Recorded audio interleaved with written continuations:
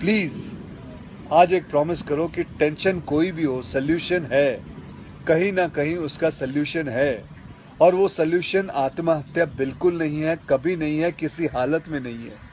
देखो, मैं कितना भी ज्ञान दे दूं, सोचना आपको खुद ही है कि आपकी जान आपकी सबसे कीमती चीज है।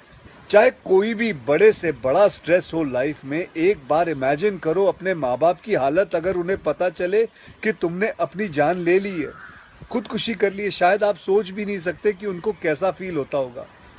एकदम डायरेक्ट बोलूं, दिल से बोलूं, मेरा पहला नेशनल अवार्ड जो मुझे आज हमारे आदरणीय राष्ट्रपति जी के हाथों से मिलेगा, मैं बता नहीं सकता कि कितनी खुशी हो रही है। आपको पता है, जिस दिन इस नेशनल अवार्ड की अनाउंसमेंट हुई थी ना, उस दिन मैं अपनी माँ से बात करते हुए अपने बचपन का एक दिन याद कर रहा था, जिस दिन एग्ज़ाम का रिजल्ट आया था और मेरे मार्क्स बिल्कुल अच्छे नहीं थे। आप लोगों से झूठ नहीं कहूँगा, मैं उस कक्षा में फेल हो गया था।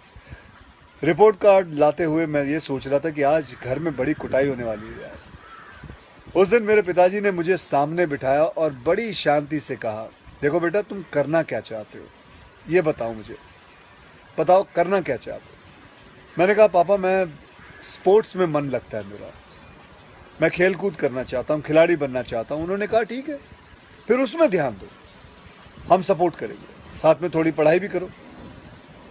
आप विश्वास नहीं करोगे, खेलते खेलते मैं मार्शल आर्ट करने लग गया, मैं मॉडलिंग में आ गया, एक्टिंग शुरू कर दी। उन्होंने हर चीज़ में मुझे सपोर्ट किया। अगर उस दिन मेरे पेरेंट्स ने ये ना समझाया होता कि मेरी स्ट्रेंथ किस चीज़ में है, तो आज मैं सोच भी नहीं सकता कि ये नेशनल अवार्ड कभी मेरे हाथ पे होता। ये अपने लाइफ की कहानी मैं आपको एक वजह से सुना रहा हूँ। कुछ दिन पहले अखबार में मैंने पढ़ा था कि एक आईआईटी के स्टूडेंट्स ने फांसी लगा के आत्महत्या कर ली। स्ट्रेस में था पढ़ाई के लिए। उससे कुछ दिन पहले मुंबई में एक मैनेजमेंट स्टूडेंट ने एक 5 स्टार होटल के रूम से छलांग लगाकर अपनी जान दे दी। एग्जाम में फेल हो गया था। मैं कहीं ये भी पढ़ रहा था कि करीब 8 लाख लोग हर साल वर्ल्ड में अपनी जान खुद ले लेते हैं और उसमें तकरीबन 1.5 लाख लोग सिर्फ हिंदुस्तान से होते हैं।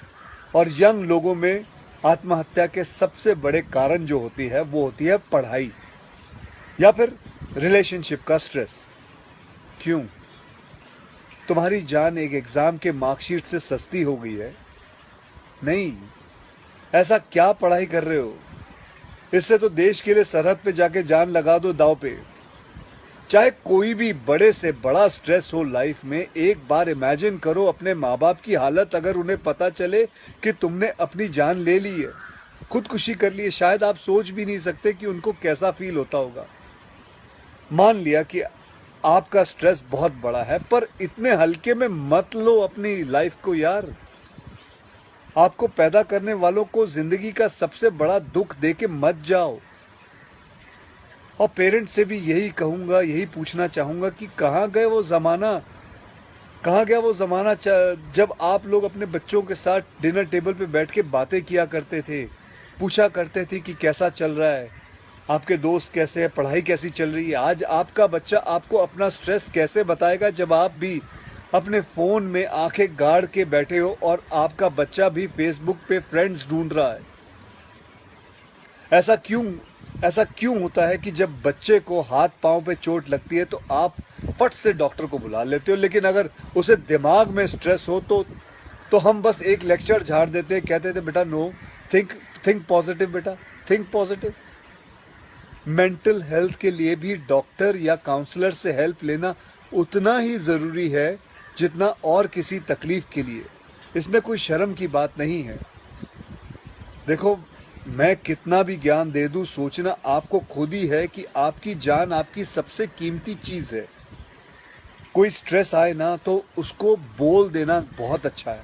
अपने अंदर घुलना, उसको अंदर रखना, दबा के रखना बिल्कुल नहीं। किसी दोस्त को बोल दो या अपने माँ बाप से शेयर करो। मेरे एक फ्रेंड ने उस दिन व्हाट्सएप पे एक बहुत काम की बात फॉरवर्ड की थी। एक हॉस्पिटल की ओपन हार्ट सर्जरी यूनिट के बाहर एक शेर लिखा हुआ था, मैं आपसे शेयर करना चाहता हूँ। वहाँ लिखा हुआ था कि अगर दिल खोल लेते अपने यारों के साथ तो आज खोलना ना पड़ता औजारों के साथ।